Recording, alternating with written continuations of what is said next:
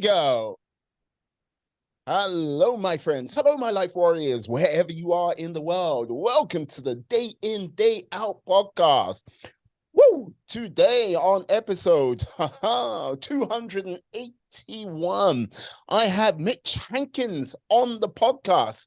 Now, this is the thing. Normally, if I introduce someone, it's like, yes, they're an author, like, yes, they're an author, explorer, like, I ream off a number of things. But yeah, Mitch is like, yeah, about uh, inspiring people, uh, basically taking their hardship, turning it into fuel for future happiness.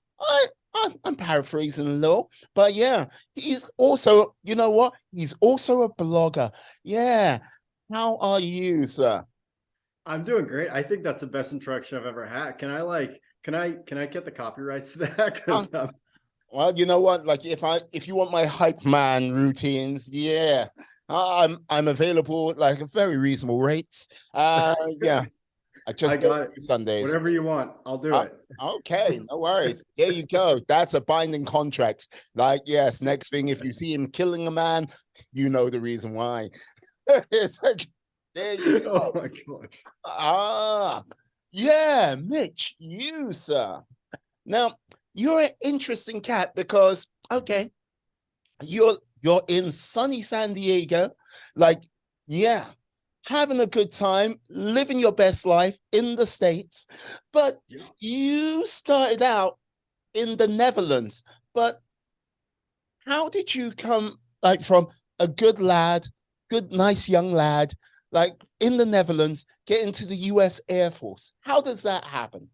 How does that happen? Well, I actually, little known secret, my dad's American. So story of his life is he was in the Air Force himself, grew up in Mississippi. Right. Um, Obviously he tried to get quick out of there as quick as he could. And I'm just kidding. He Wow. liked it longer. It's like, oh, no, you have no plans to visit family, I take it. It's like, No, my family is in like the best I places. could, like, Thanksgiving's not too far away. That's going to be one unusual and harsh, like, moment. There's like, tension. Yeah. Yeah. You Oh, had to that's say, always there with family, right? No, oh, they're in the best places now. I've got family in like Florida, and Texas, and some other really beautiful states. So they all made good moves. And okay. yeah, so my dad, he was in the Air Force, got deployed in the Netherlands, got stationed over there, Oh, yeah. and met a woman he really fell in love with, my Mhm. mom, and he's like, I'm gonna stay. And that's what he did. And they had three kids. I was the youngest one, and my dad said, I just wanna, stay here close to my mom's family. And that's what they did. So when I turned about 19, I was like, well, let me go the other way because yeah, just let me do the opposite of what my dad did. So I enlisted in the Air Force from the Netherlands. They flew me straight into basic training in Texas. And well, that's about 10 years ago now. So, okay. Now, I can only imagine, like, that conversation when it first happened, where you went, yeah, like, I want to join the Air Force. Oh, it gets better. It gets even better. So, like when I was at the recruiter office, so you take intelligence tests, you take all these aptitude Uh-huh. tests, to kind of figure out what career field you're going to go into. Well, the first career field I got put into that I selected was explosive ordnance disposal. So, my mom was already like pretty, Okay. nervy. So I call my dad and sitting in the recruiter's office. I'm like, "Hey, dad," and I never call my dad. I always call my mom. So I'm like, my dad's like, "Why are you calling me?" And I'm like, "Well, can you tell mom that I got selected?" Like, no, no, don't, like, any other time I go, you, sir, that's cowardice right there. But no, no, like, no, that's just being smart. Because, like, yeah, it's like, oh, Yes. so okay, explosive ordnance. So yeah, from practically being an engineer, you ended up like guiding aircraft in an aircraft tower, right? Air Yeah. traffic control. Yes. Yeah. So I bounced around a little bit, went from one career field to the other. And eventually I landed in air traffic control, which is definitely one of the nicer jobs to land in the Air Force. And yeah, learned a lot there for sure. It's a very high pace environment. And I think one of our books, I mean, the books are so big, they're split into separate books because they're Yeah. like just thousands of pages. And I loved it because it's very black and white. It's very like, if this happens, then this happens. It's very, very, very procedural, and it's actually a lot of fun. It's very like a big puzzle piece, and everything gets recorded, everything can be replayed. So if you're like not owning up to a mistake and saying like, well, I didn't say that, then your supervisor will literally walk over to the recordings and play it back to you. um, so it's really something that kind of um, highlights your bad personality traits and magnifies them, and then you can either go insane or you can kind of try and work on them. Okay. Not because I'm building a small like picture in my head because okay. Now, of all the things you could do, especially in the Air Force. Now, okay, there are stressful jobs you can do in the military. And like I have not served, but there are like, okay, but if you're in the like frontline soldier on the battlefield, tension, yeah, right. Yeah. Like if you're flying a like helicopter, tension, right? Like flying a fighter plane, tension, right? But air traffic controller, that is most probably in the top 5 most stressful jobs you can have being in the military because everything is going at 1,000 miles an hour, especially if you're going on a very sort of salty day because like things like fighters are going out, equipment like cargo planes are coming in, and yeah, you're being recorded and tracked on everything. Dare I say it? Are you some type of sadist or masochist, sir? Yes. No, I was kidding. I would say, I would say, you know, if you have a mentality towards like, I really want to grow, like I want to get knocked down, I want to get my ego put in check, I want to come into work, feel on edge all day, and get, especially as a trainee, and kind of get broken down and build back up. Like if you have that growth mindset, then you do well. If you don't, which I didn't at first, you do very, very badly, and you get I was somewhat, I don't know if the word is lucky, but lucky in the sense that our base was kind of like a medium trafficked area. So if you're like a very high busy fighter base, you can be in training for like a year to 2 years. um and I mean, I didn't do great. Like I think most people that I was in the pipeline with were getting done like 6 or 7 months, and it took me a couple extra months because I was put into extra programs because I was experiencing difficulty, especially because I had a really bad attitude.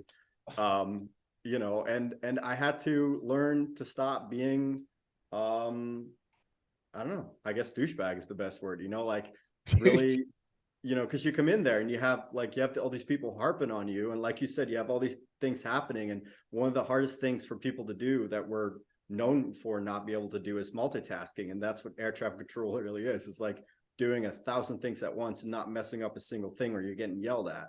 Yeah. So you can either decide to hold on to that identity and those insecurities, and you can come into work and get beaten down every day, or at someday you can just decide like, I'm going to embrace these lessons and I'm going to become a better person. Um and and I think that's something that really makes a big difference. It's something I really carried forward into the rest of my life, where I learned insecurities and trying to defend them and trying to pretend that they're not there. That's really just going to cost me in the long run. So when like was there a specific moment or time when you had this sort of epiphanal moment? Um, yes, I think there's a lot of kind of different moments that come together, separate memories. But I would say one really big one that definitely stands out to me is I was in the position where you're directing traffic directly. So there's multiple different positions in the tower. Like one person directs the ground traffic, like taxiing aircraft and vehicles and such. And another position coordinates a lot of the flight plans, and another position really controls the aircraft directly in the air and does sequencing and such. And I was in the last phase controlling the aircraft in the air, and I messed up, and my trainer pulled out my, because you're both plugged in with your headset so they can always override you. And my trainer pulled out my headset and he told me to go home and go kill myself. And at that point, I just kind of left humiliated. They made me leave the cabin upstairs. And at first I was really hurt. And then it kind of switched in my head. I'm like, if I can't take a comment like that, which yes, is awful and should never be said to anyone outside of air traffic control, but if my ego can't take a comment like that, how on earth am I going to be directing billions of dollars worth of military equipment in the air if I can't just ignore a comment like that and let it fly past? Because that's what they're trying to train you. They're trying to train you, don't get so caught up in your thoughts and your responses to emotions that you lose control. That was always my weakness. I would get so caught up in my emotions, so caught up with feeling bad or pity, whatever, that I got overwhelmed. And when you get overwhelmed, you can't control traffic. So it was in that moment that I realized, I don't care what these people have to say to me. All I care about is being able to do my job. They can yell at me. They can tell me, these awful things, and I'll just laugh at them. I'll smile at them. And that was a major transition point, because at that point, I could actually do the job. I could be effective. And that's all that mattered. Right. Would you say it was like your sharpening iron moment? Yes.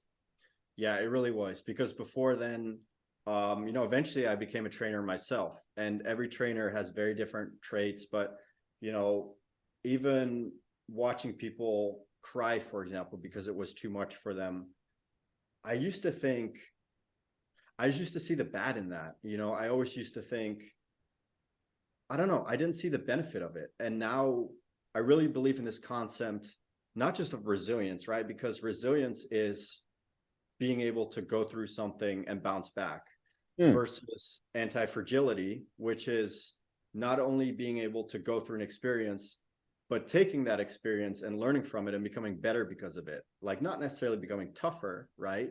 That's really more what resilience is, but becoming more compassionate, becoming more loving. Like, the more I got hurt, the more I discovered my love for other people, and the more I discovered how compassionate I can be towards other people.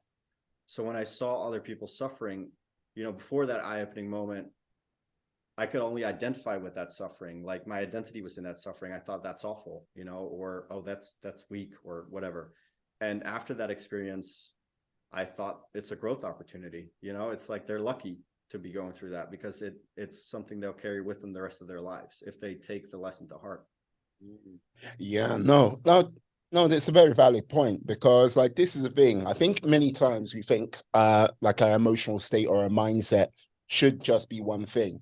And if you kind of take it like, yeah, this is a lump of metal, and yes, you can fashion that metal into that one thing, great. And if you went down the other path, that's another lump of metal. You go, right, both of these might be quite strong, but if you combine them and turn it into an ally, alloy, I can't even pronounce it right now, but it becomes so much stronger. And I think Yes. in regards, Yes. Yeah. yeah, that's how I think we should be approaching it, but we sort of get so caught up in one place or the other, but don't actually sort of blend them together to make it stronger.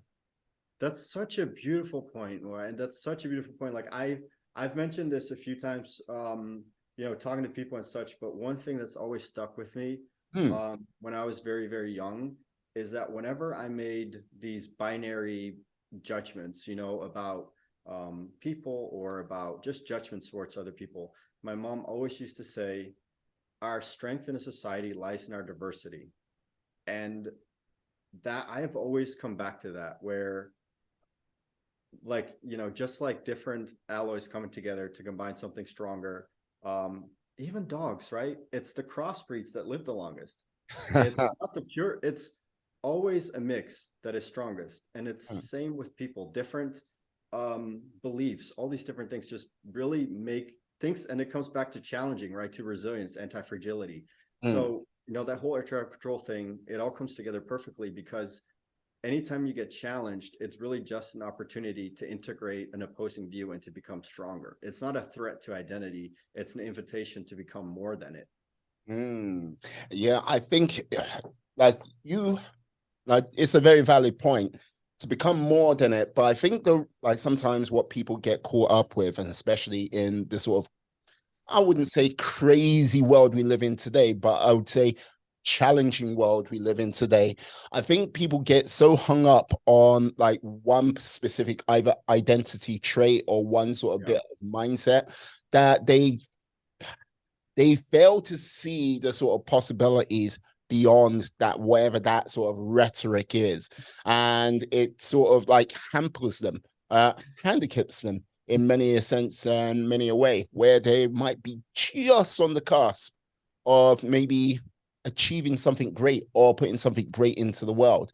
It is a weird world we live in at this present time, you know?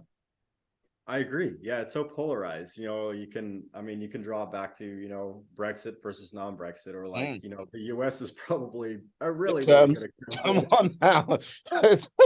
Oh, So, um, yeah, like, everything is so polarized. And then it it I wish I could just tell people, and if they were willing to listen, it's like, from my experience, like, the more you're offended by something, the more you're hurt by something, the mm. bigger the chance to grow. Like, don't turn away from it. Open up towards it with compassion, with love, with vulnerability. It's not going to kill you.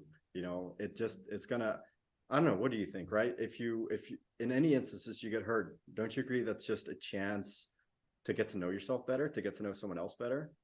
I would say it depends where you are in your stage in life. Because look, Mm. when you get hurt when you're really young, or like basically, as an adult, just really stupid, you like fail to see the lesson until it you get those 2020 hindsight glasses, you put them on and you look back in your life and go, ah, Yeah. fucked up at that present time.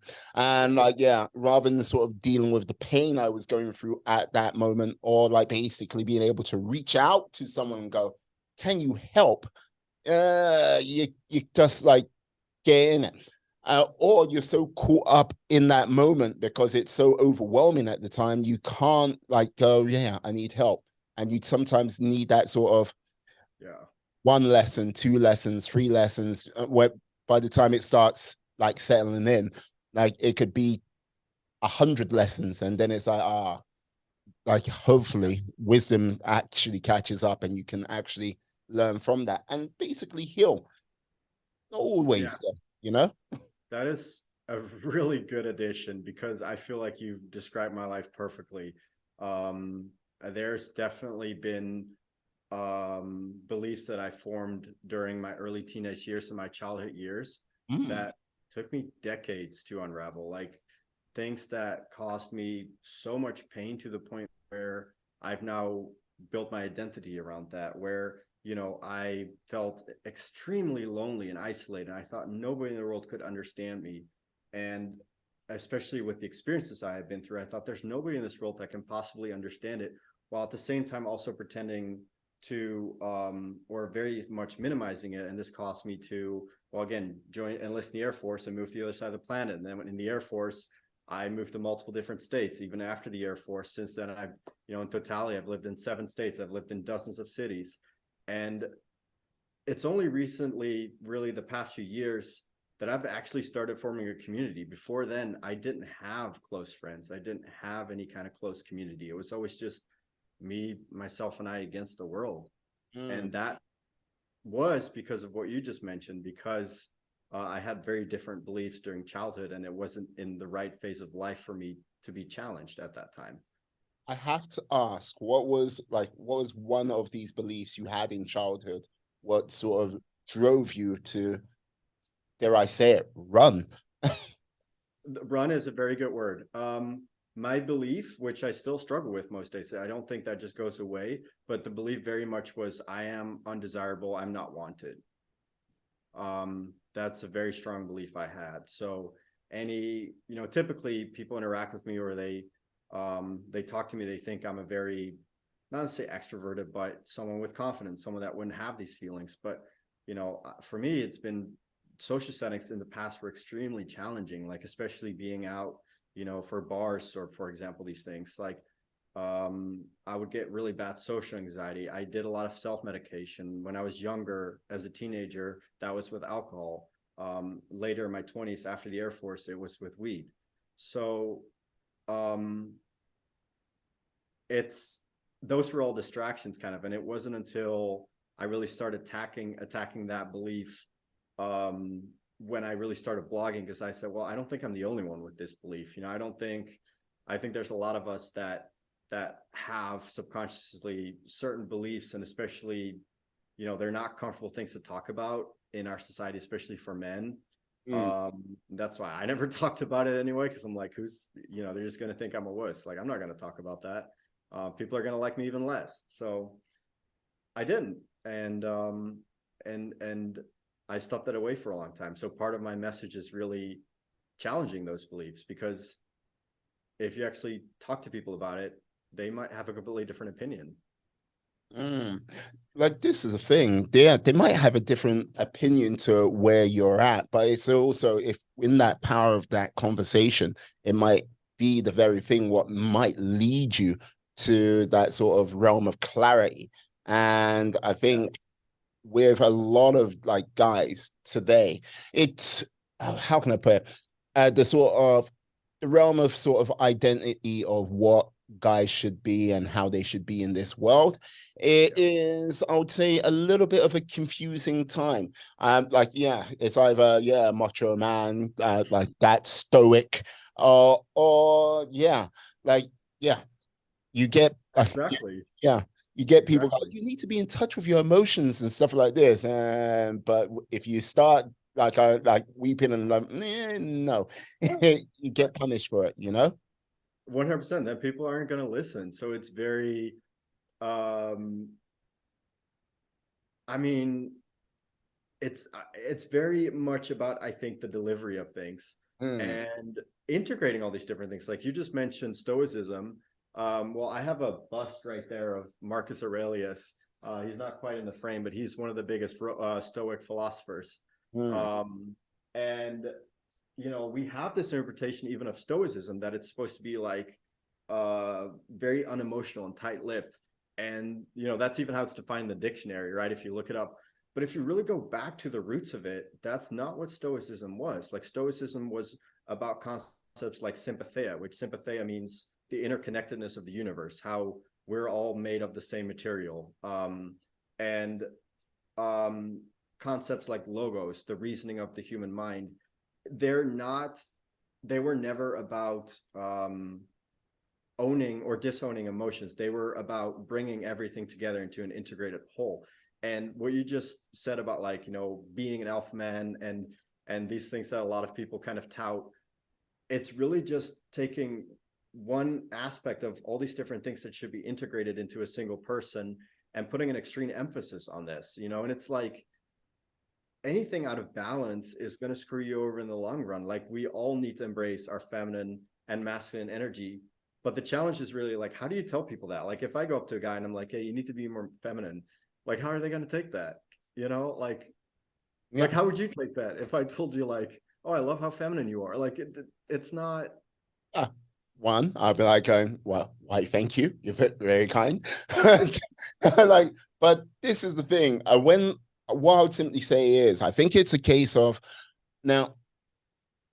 I think a lot more people, and like this is not just guys, it's like lasses as well, like need Mhm. to sort of like, okay, they really need to sometimes have a bit of quiet time where they reflect on who they are. Because look, you are like you're a very strong advocate for like, okay, find what true success means to you. Yes. Not the rah-rah success, like, oh yeah, I've got a Bentley and I've got a private jet type thing. And like I think so many people get caught up with this, but Mhm. honestly, Like if you like, I'm not going. No, if you throw back in the day, success was like, yeah, I brought up a family and stuff. No, family might not be your thing, but Right. without that sort of reflection, without that sort of voyage of discovery, your own hero's journey within, not outer, you can then discover what these are the values I have in my like life.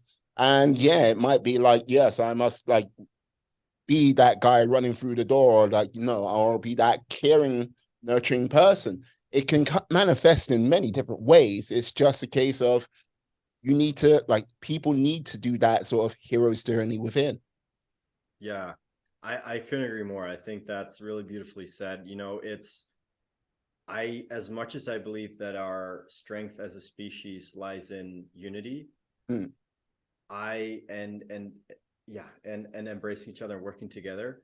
How can you possibly know what you have to contribute, what your gift is, if you're allowing yourself to be constantly overwhelmed by an endless stream of dopamine through, I don't know, walk in the streets and there's, you know, bright sounds, bright lights, you know, at night, there's is in cities, like it's, you're constantly getting overwhelmed. There's notifications on your phone. There's advertisements and everything. You know, you've got, hell, I've sometimes got my smart home system trying to sell me stuff. And I, you know, I never signed up for that. Like there's these constant intrusions and things trying to get our attention that we never get so much as 5 minutes for ourselves. You know, you get up and out of bed in the morning, and most people snooze it until it's really time to get ready for work.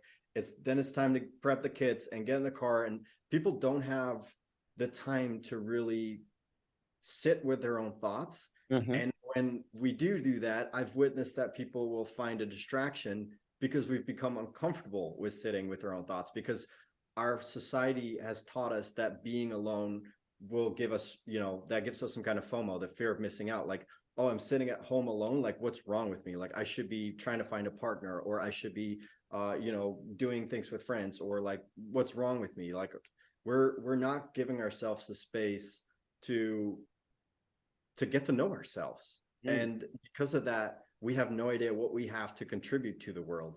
And I'm not saying that everybody needs to contribute something in order to be valuable, but I think from my personal experience, and I can't tell that, I can't, you know, state that as fact that that's true for everyone, but I think from my experience, I've noticed that for me, a meaningful life is, one, having a sense of belonging, you know, and two is feeling needed and having some sort of contribution. So being a person of value, and it doesn't have to be things like that society teaches us, like having an enormous house or a big paycheck. It can be, you know, known as the person that people can always go to with their problems, or it can be the person that is happy to drop you off at the airport. But just, you know, kind of going within and understanding like how you want to show up to the world, that makes a massive difference in your quality of life. And I don't think I don't think we get to take enough time. And that's not even generally people's fault. Like that's just how our society is structured, where you know, from the moment kids are children are born, you know, it's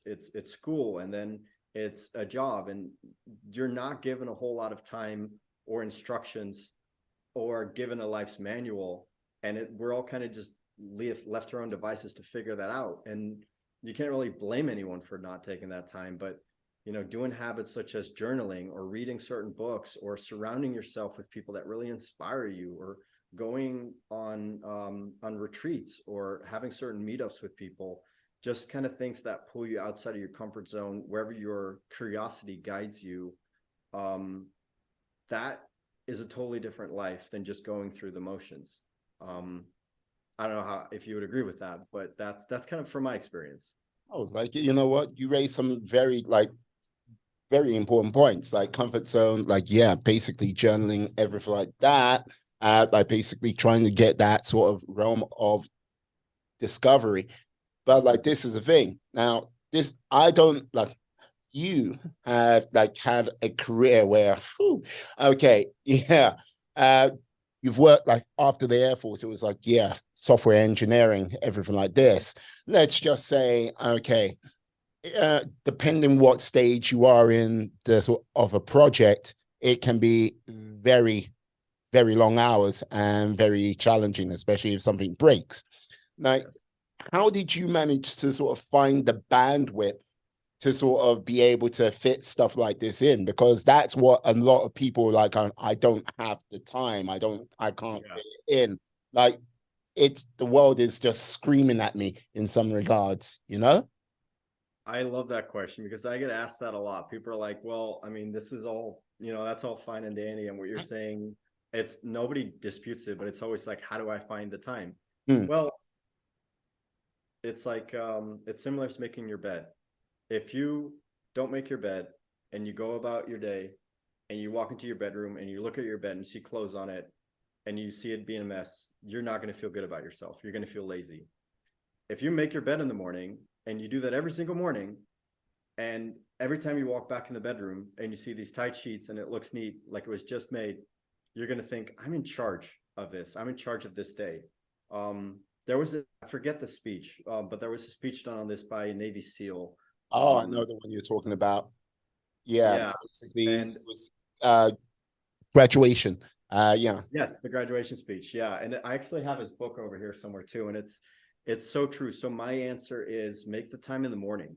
And like my personal morning routine takes an hour, but you don't, I started at like 5 or 10 minutes. So if people ask me, how do I make the time? Well, can you wake up 5 minutes earlier? Can you wake up 10 minutes earlier? Like, yes, you absolutely can. Like most people snooze for like a few minutes. So it's not a question of can you do it in the morning? It's a question of how badly do you want to do it in the morning?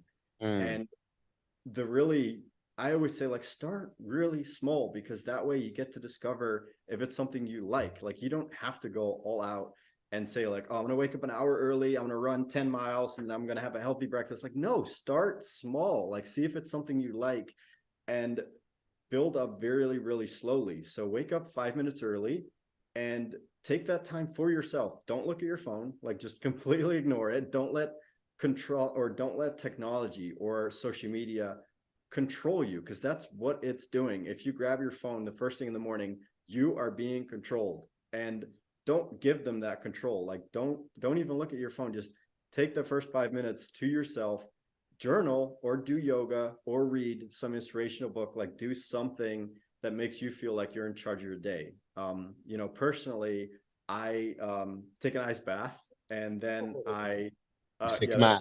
that's It's like, yeah. it's So like, here we are at that masochistic again, right? Like it's like look, with the phone, you get a nice little dopamine hit. With a cold bath, what? Mm. It's like, exactly, yeah.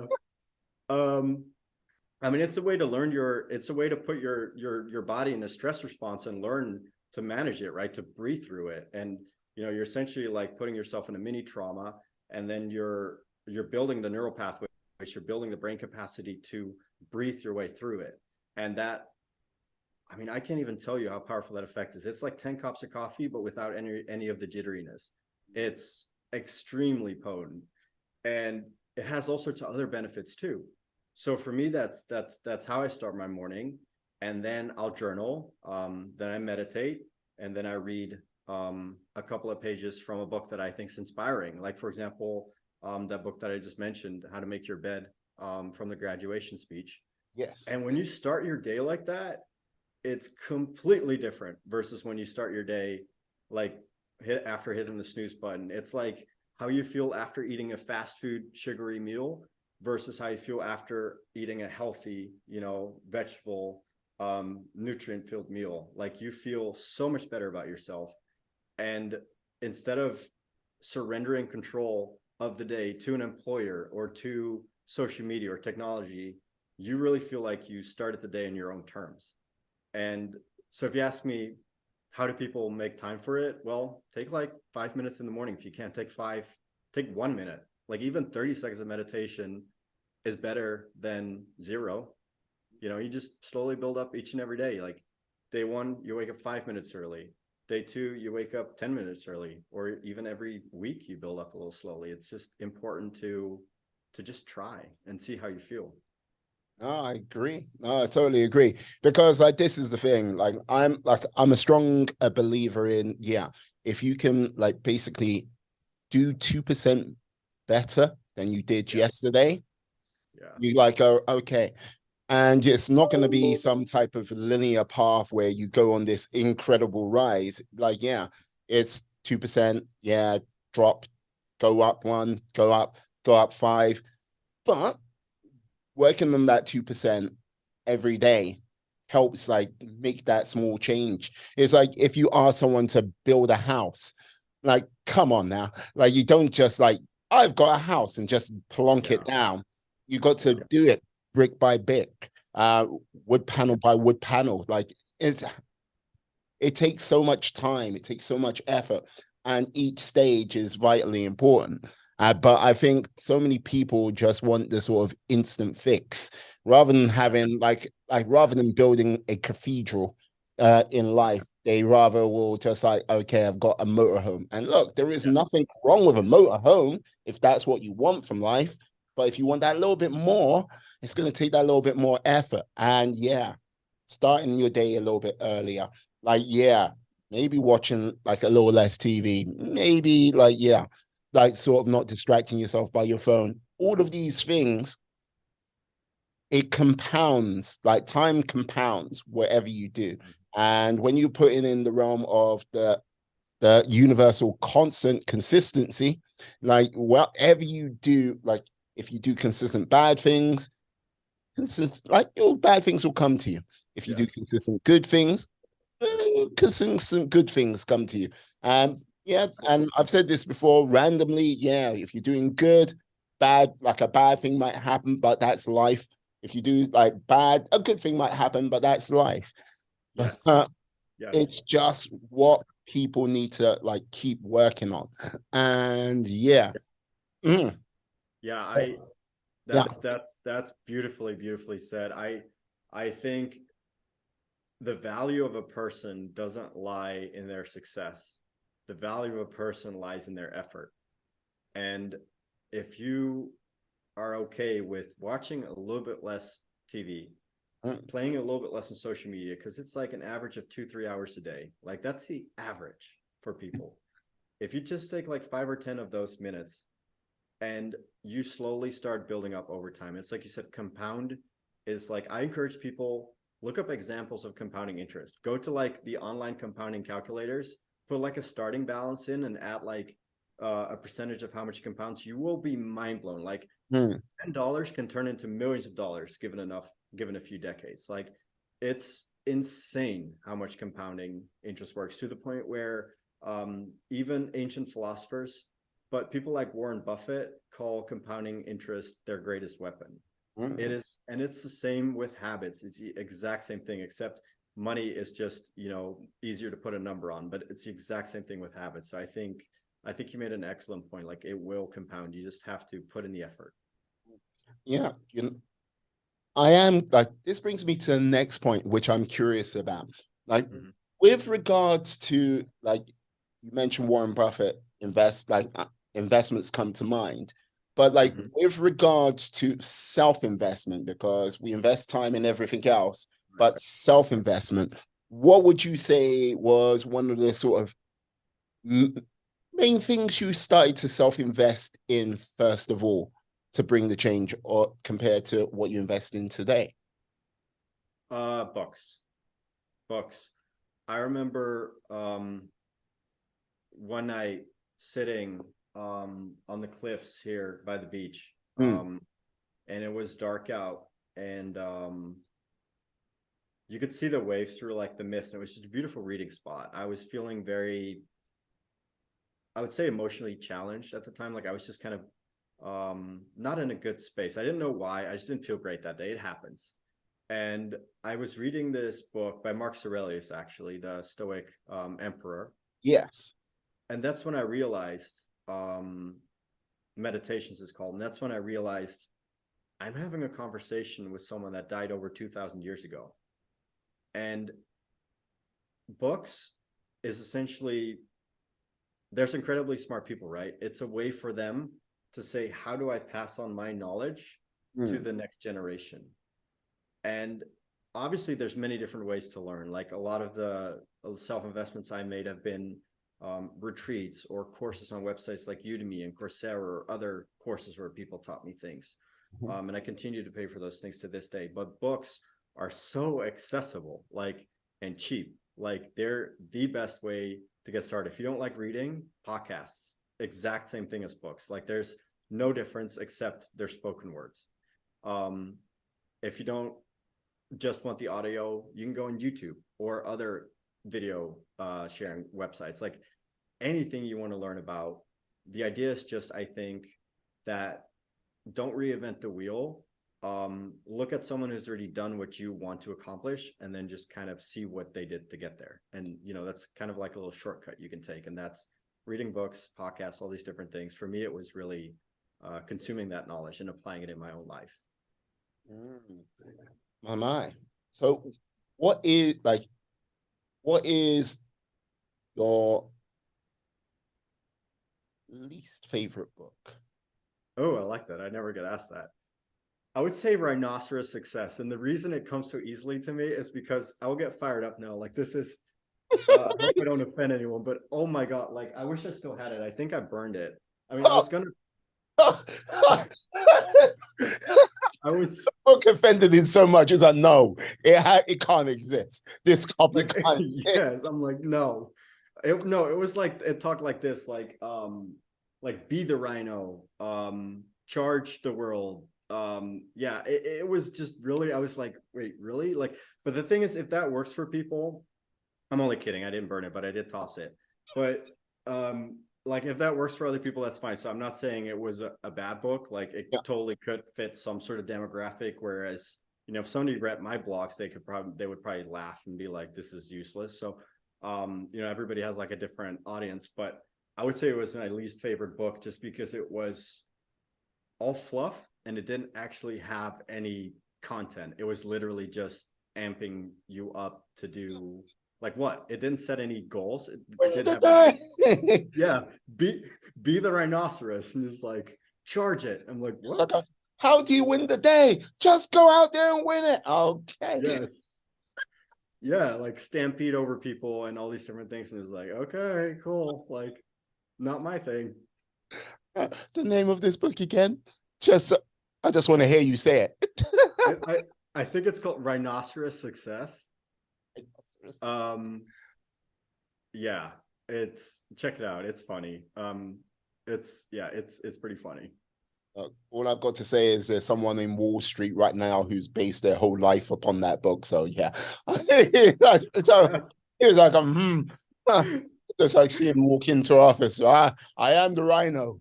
I will charge this day. Yes, that's pretty much what it told you to do. Yeah, exactly. Yeah. Anyone who gets in my way will get stabbed with my mighty horn. Easy, tiger, stop it. It's like, you know, could you imagine somebody walking in like that? Like that's not setting people up for success. That's just like that's like injecting someone with dopamine or giving like a kid a sugar rush from candy and, you know, not really taking care of them after. It's just like, okay, good luck. Okay, enjoy this candy. Okay, like you finished it. Okay, we're gonna shake you up and just let you go. Yeah, it's like, exactly. What are you? I am the rhino. Okay, there you go. Yeah. Off you go. Yeah. Oh, dearie me. What craziness. Now, so I have to ask, like, okay, why start a blog of all things? You could have started a YouTube channel. You could have like started, like you could have wrote a book, but yeah, the blog. It's like, yeah, it's very like, yeah, early 21st century right there. So last year, yeah, no, so you know, I really knew that for me these weren't things I was used to talking about. So I knew there was really like this point in my life where I was like, again, like, so I'm speaking from experience with many of these things. Like, I was really chasing after money. I was you know, I became a software developer because I knew that I would, one, be working alone, I wouldn't have to deal with people, and two, it's a high paying job. So I decided to take that, or I started a computer science degree when I was in the Air Force about 8 years ago or so. Never finished the degree, but did get offered or did get hired as a software engineer at Nasdaq. And I That's just a kind of small started, organization. Yeah, you know. yeah, tiny little organization. Well, I got lucky. Yeah, that's a whole other story, but I got really lucky with that one. And then I started as a junior. I worked my way up to a senior developer with them, and then I was able to leverage that into a higher salary with a different company and kind of continued that process.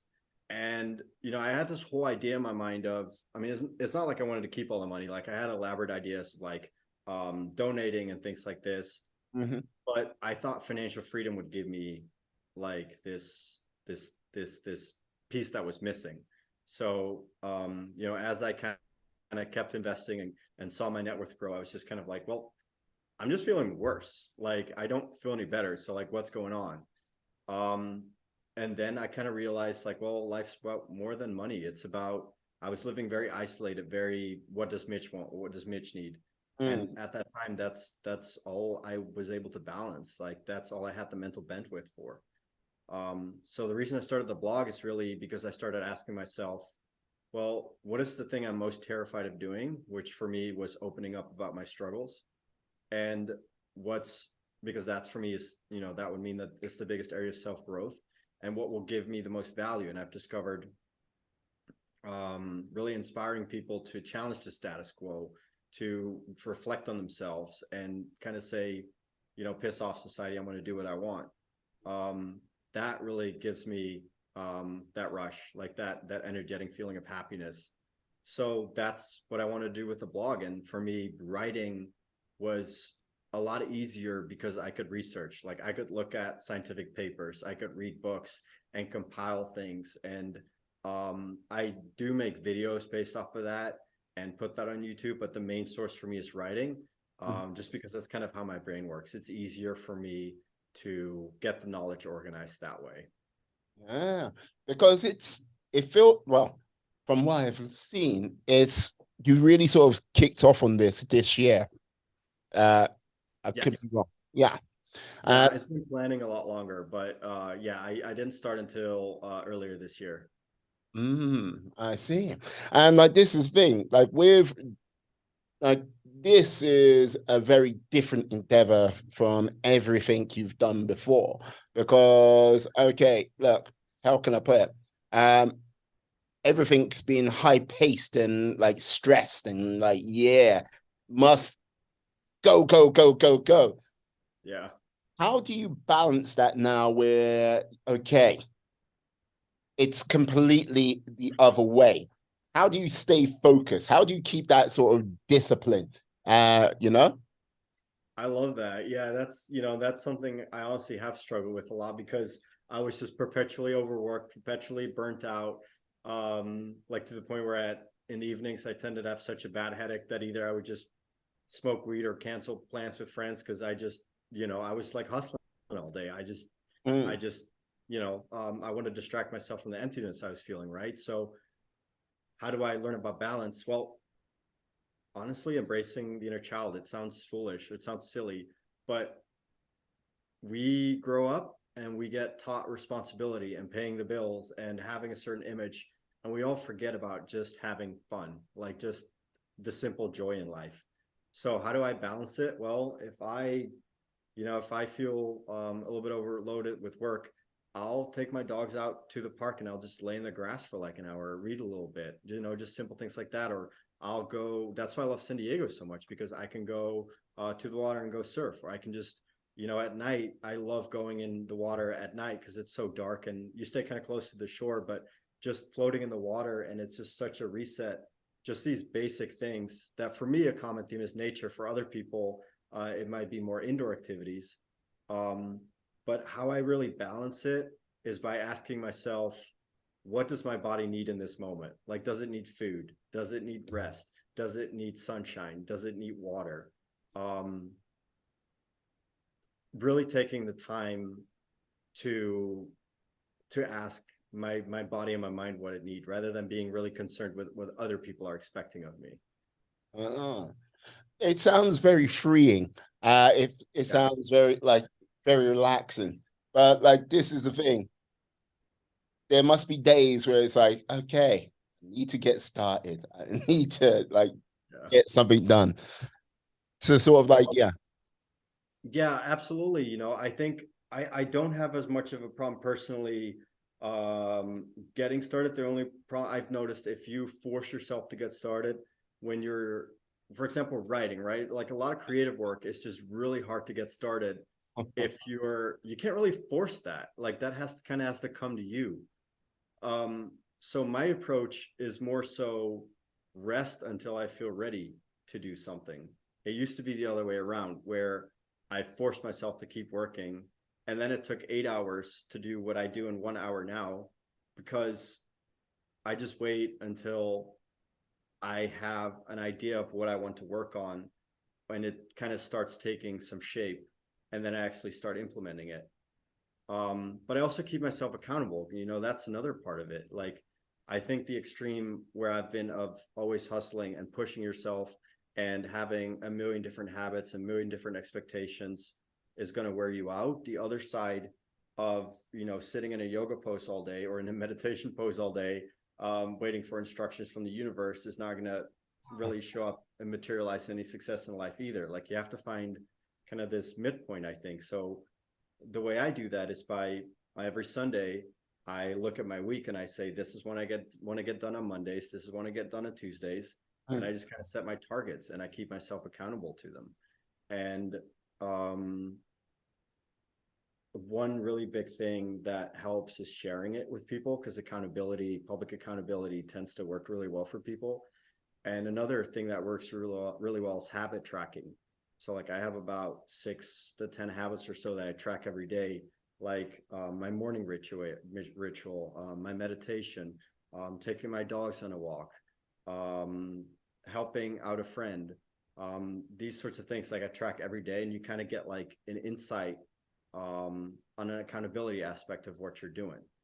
And that's kind of how I keep the balance, by both resting until I'm ready to work, as well as from the other side, setting expectations, setting intentions, and tracking my habits, the things that are important to me.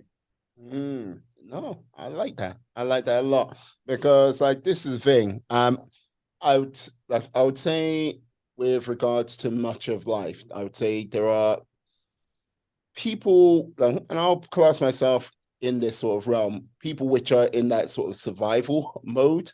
Yeah, And it's one of those things, being able to turn that off is yeah, incredibly difficult. Like, yeah, like if you ask me when I was in my sort of late 20s, like early 30s, like what, like if it was a scale from 1 to 10, there where one is like, yeah, totally chill, and 10 is like, okay, I'm, yeah, fight or flight type mode. I would say, yeah, forget the 1 to 10. I'm at around about a 20, you know, yeah, yeah. I'm and purple. Yeah, yeah, and trying to sort of take that off, yeah, it makes you act, well, it made me act in not so much destructive ways, but it was a case of not sort of like ways of looking to the future. It's like the yeah, here and now. Like yes, do this now, do this right now. This it's like, oh, save money. No, you got to just do this here now, and yeah, not being able to sort of sometimes see long-term plans.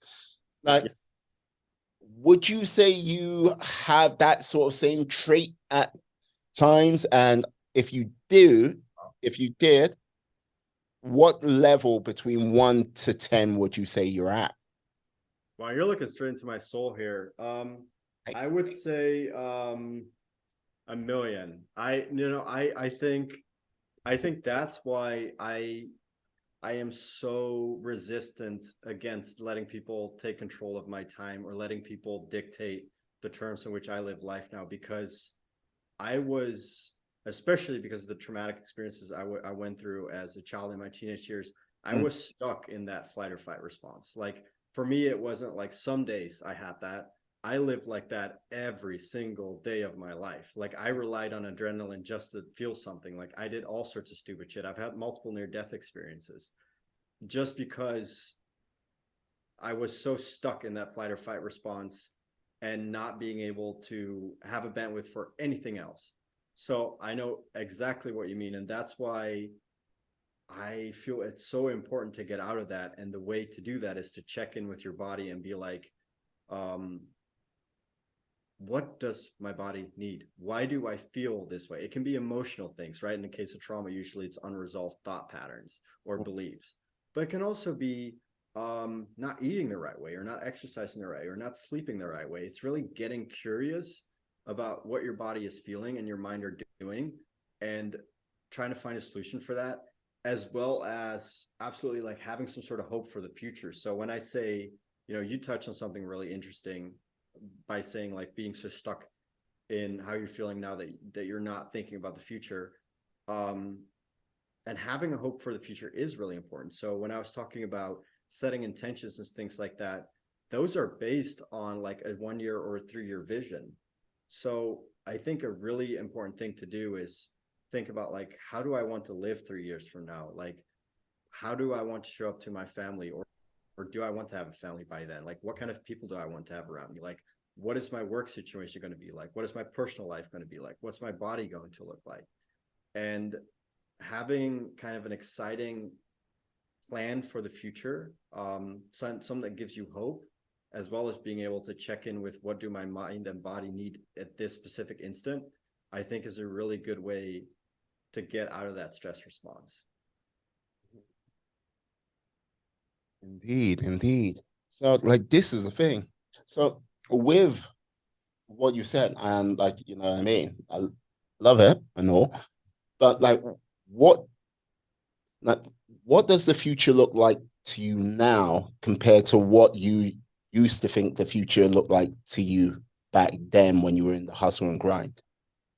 Interesting. Yeah. So to be entirely honest with you, when I was in the hustle and grind, I would say I did have an idea of the future, but it was very abstract. It was words, versus now it's more of a picture. Like back then, it was, I even have like lots of stuff written down in my notes where I created mantras and such around financial freedom, and where the idea was I will be completely You financially. were the rhino. Yeah, exactly. That's probably why I hated it. Uh, It's everything you see is a reflection of yourself, right? hey, Uh, um, and the idea was very much about me taking care of me and not needing anyone else, not needing an employer, not needing to be dependent on anything else. That was my plan for the future. And then I was like, I'll figure out what I want by then. Like if I'm sitting on a load of cash, I can live wherever I want. I can do whatever I want, and I'll figure it out then. Versus now, my plan for the future is just to continue living life exactly as I am, but step more into the things that I really enjoy doing, such as travel. So like I would really like to go all across like Latin America and surf. Like just a few weeks ago, I went to Mexico for the first time. I drove down there to go do that. And just kind of continuing to do those things, but instead of doing it for a week, doing it for like 3 months at a time, or maybe for a year at a time. So it's doing what I'm doing now, but with a more and more emphasis on the things that I want to do and the value I provide to other people. So, for example, I'm working on a book right now. In the future, I'm also going to start coaching and keynote speaking. And all of that plan for the future is, what do I see myself doing? It's I see myself building stronger communities and inspiring people. That's what I see myself doing. interesting. Like you traveling down to Mexico. Well, you are practically next door. So yeah, Yeah. it's all good on that side of things. And like, yeah, building communities. I think it's one of those things where, how can I say? We are so connected in so many ways, but it's junk food connections, if you get what I mean. So the Yes. sort of realm of quality and building that sort of community. I've got thousands of people I'm like connected to on LinkedIn, say. Yeah. Yeah, to be absolutely honest, there I will not lie. There are some connections where if they sat down next to me on a train, I wouldn't recognize them, and vice versa. Right. Like that part, that vanity metric when it's like, oh yeah, nonsense. Right. But like have a community where yes, one person's there for the other, and then like you know what I mean, Mhm. supporting each other is it seems to be a rare thing, but I think it's one of those things where because we are like bombarded with so much of this other information out there, Mhm. I think it's now become kind of an illusion that it's not there anymore, but it is. And I think people Yes. really are hungry for it and they're looking for any way to get it, either through like living in a certain area or through joining groups or like, yeah, taking part in activities, you know? Absolutely. I've noticed the same thing. I used to think like I think for a majority of my life, I felt like I was the only one that had those feelings. But the Mm, more I lean into this, the more I've started realizing how many people there are out there like this, like groups, memberships, local people. There are so many people that think along the same lines. And the more you lean into that, the more you embrace it, the more you become, you expose it, the more you attract those people. I'm sure you mm. have the same experience. Like this is the thing, like it's one of those things like with regards to okay, there are like withdrawing is easy. Having that sort of realm of solitude is easy. Look, put it this way: when the world was locked down, like I was perfectly fine. My lady was bouncing off the walls. She was like, but I was like, yeah, okay. I didn't have access to the gym, but I had running shoes.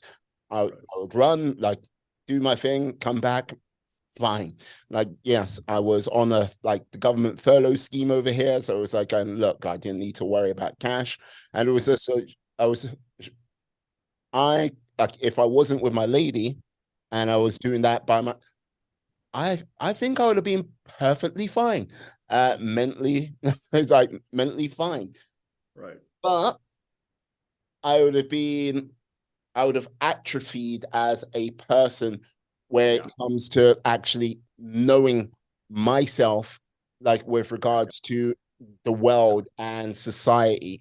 I would have atrophied in myself in regards to, like, yeah, basically getting to that next level of whoever I meant to evolve into through like Right. the different experiences.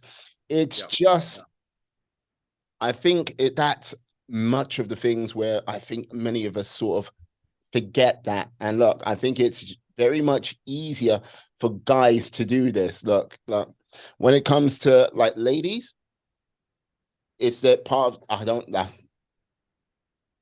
tell you this story. Look, I like I've worked in summer camps for 5 summers. Like one time in like Virginia, and the other 4 times in upstate New York for an organization called the Fresh Air Fund. We like it was like the first like orientation week, and like we're all like everyone was in the pool, everything like this. All the guys, girls, it was like, yeah, having a great time. Then one girl got up and then just sat on the side of the pool. It was like then two, three. Every girl got out of the pool and they sat down on the side and they were just chatting. It was done in such a way that every guy was like going, what the hell is this? But that Mhm. interconnected, it was like, right. We were like, okay, but oh no, something different very much is going on in that clique than what we were on as guys, you know? Yes. Yeah. Absolutely. Freaked. It freaked everyone else out. But Yeah. that's one of the things I think ladies have the advantage on when it comes to guys being out there in the world. I think guys, when it comes to it, we sometimes are very sort of isolationist. And like I've said to a couple of friends, like, yeah, if you wanted to make your fella like ultimately really happy, just come up to him and go, look, here's some food and stuff like this. You don't need to do anything for the next like for the whole day. Anything. I went, So yeah, he'll true. more likely just like look at So you true. and feel like the greatest love for you than he's ever felt before, literally crying. Yes. It's so true. It's just what it's like, right. I was like, yeah. I said to this last one, like, let him watch his favorite films and just leave. Let's go. Yeah, He's all right. absolutely. Yeah, absolutely. That is so true. It's like, you Yeah. know what I mean? That's a like, little glimpse into my mindset, but you know what I mean? No, I agree. And I mean, I'm the same way. And that's why I think, again, you come back to like diversity being such a strong, because like you have some people that have that personality and other people have a different personality, and kind of it comes together and it creates conflict too. But once that conflict gets resolved, it enables everyone to it's a very smart survival aspect of evolution, really. Hey. But I've noticed the very same things too. And either can go overboard, because if you're way too introverted to the point where you isolate yourself, that this is a lot of like the engineers that I talk to, right? Because I'm a software engineer. You see a lot of engineers do this, where it becomes really easy to isolate yourself because you're working remotely and like maybe the most you're doing is chatting with people. Mm. um it doesn't, like, no matter how introverted you are, you need some of those, just like you need certain nutrients, you need certain interactions. So like if you go to one extreme, everything in balance again, like if you go to one extreme, then you're not going to be happy either. And it's the same with the other side. Like if you always go out and you're out drinking in the pub like every day, then you're not going to be feeling great either. Like there has to be like this balance. But yeah, still your point is entirely valid about yeah. Yes, I go. Yeah, I go. Yeah, just, Yeah. just, I go.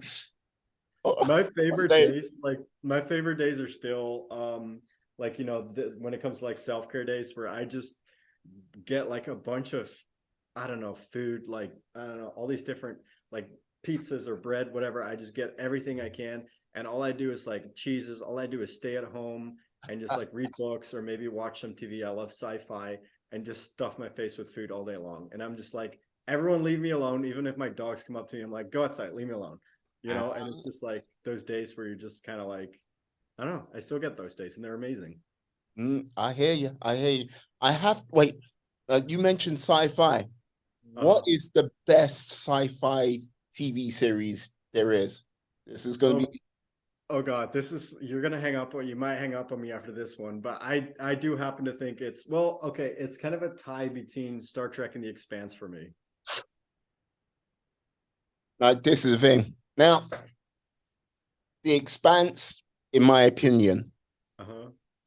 is the greatest science fiction show there is. Like when it comes to Star Trek, uh, you got to be careful. Look, okay, look, Yeah. like Star Trek Discovery, I watched it because I didn't have any Star Trek. When they Uh-huh. brought oh, what is McFarlane? The Orville. I was like, yeah, Oh that's yeah, yeah, yeah, yeah, yeah. Oh, I love it. It's yeah, so good. yeah. I was It's like, so good. this is Star Trek Yeah. Discovery. Don't know what you're going on, but it's like, yeah. But when they Yeah. brought out Star Trek Strange New Worlds, Oh, that's that, my favorite one. that is a fantastic show. Oh Now, my yeah, God, yes. Yeah, look, I put it this agree. way. No, look, just telling my lady one of the stories, like when, Uh-huh. like, I literally, well, we've got a new baby, and like, yeah, she's like 3 months old and everything like this. So Congrats. I told her the story where you've watched all the episodes, right? Oh yeah. Oh yeah. Okay, when they're in the nebula, Okay. and basically the daughter, like, yeah, like like the dad had to let his daughter go. Mm-hmm. And like, yeah, I said, yeah, blah, blah, blah. And then the daughter came back. I'm sorry, guys, if you haven't watched it, spoilers all over. And like the daughter came back and like literally like had her in tears, just like, and she didn't Yep. watch it. I was just like, yeah, excellent. I'm looking forward to the next season of that. Unfortunately, there's going to be no more expanses because, Which, well, they butchered it. I read all the books. I have them somewhere. yeah, The books are even better. I mean, the series is amazing. They just didn't do that great on the last one, but there is more books, I think. there is. Um, and then I was actually just Googling this, but Star Trek Strange New Worlds, because I was like Googling when the next season's coming out, just last night, and it's going to be like expected somewhere in 2023. So we're gonna have to wait a couple of months, unfortunately, but we can keep rewatching the first season. That's what I'm doing. It's close. It's close, but yeah. It's too far. Yeah. You see, that also says something about you as well. Like if you're down with this whole Star Trek side of things, yeah, you're like, yeah, you're like you see the future as an optimist, sir. Oh, absolutely. I was talking like I actually have a couple of friends, engineers too. We do like Star Trek nights. Huh? Uh yeah, and we Wait. When talk. you say you do Star Trek nights, Uh-huh. like what era of Star Trek? Oh, well, I mean we've been watching Discovery. Yeah. And then next up is Strange New Worlds because I've been telling them like that one's way better. Mm. Oh. Um but I mean most of them they would probably be like kind of the Voyager area. That's probably I mean that's what I grew up with. So Yeah. Voyager broke my lady. She was like, yeah. It's like I went, yeah. She goes, yeah. Let's start watching Voyager. I went, I went, are you sure? They're going, she went, yeah, no worries. Because one of the things I know about network TV, like, mhm. yeah, standard network TV, it's 22 to 24 episodes for a Yeah, season. yeah. And Voyager is a long show.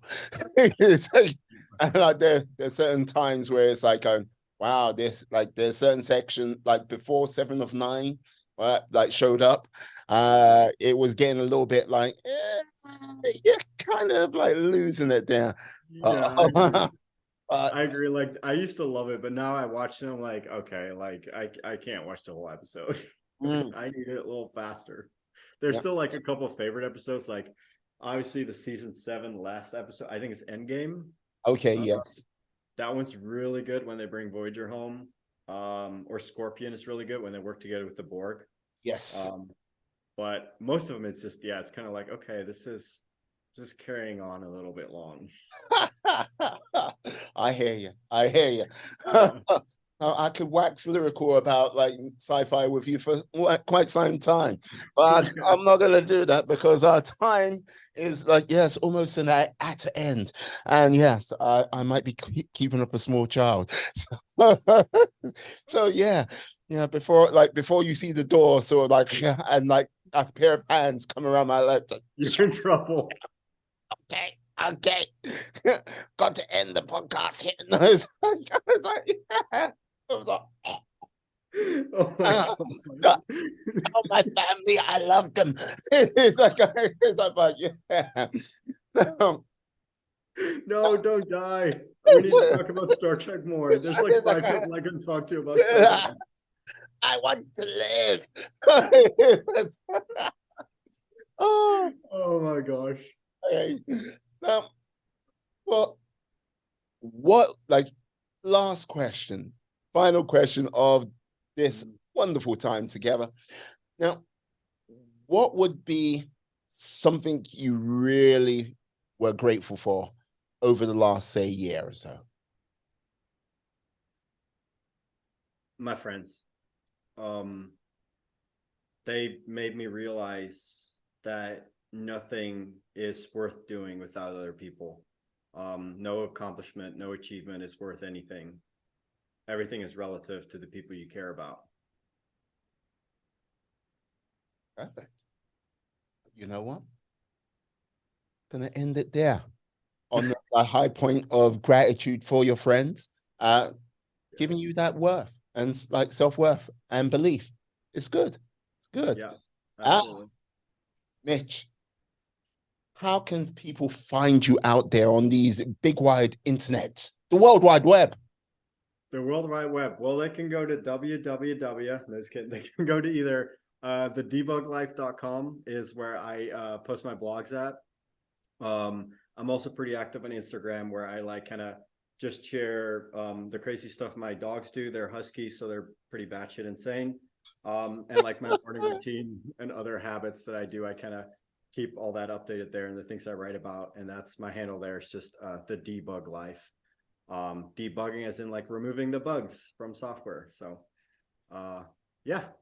Hey, excellent. I will put all of the content information into the show notes, into the descriptions. So yes, find Mitch, go out there and yeah, go on these blog and Yeah, just connect with him all over. Well, that sounded a little bit wrong there, but let's just connect with him. Oh, do it. Do He's it. like Yeah. going, Connect me okay. all over. Yeah. Well, he's down with it. So yeah, connect with him however you want to be connected with. Hey, it's like I'm saying nothing else. And there come the hand strangling you. Okay, easy. It's like, yeah. I like to say thank you for you coming on today. Been a pleasure, an honor, a delight. Thank you very much, sir. Thank you. Appreciate it. It was awesome. I hope forward to talk to you soon again. Oh, indeed. If I survive, if I survive, yes. I like to say yes. Thank you to you, my friends, my life warriors, for sticking with us to the very end. Please stay well, stay safe, be awesome, be excellent, be fantastic. Be all the positive bees you can be in this world and then some. Hey, keep pushing forward. Yeah, baby. And we are